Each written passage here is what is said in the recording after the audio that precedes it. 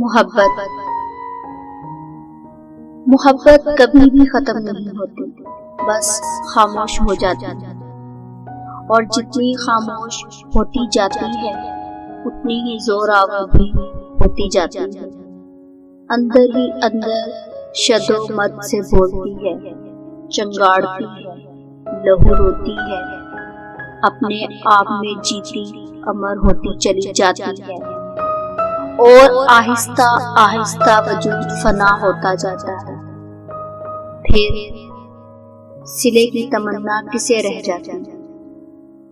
वो मुड़कर देखे ना देखे, याद करे ना करे, मोहब्बत दे ना दे, हमारी शिद्दतों पे कोई फर्क नहीं पड़ता,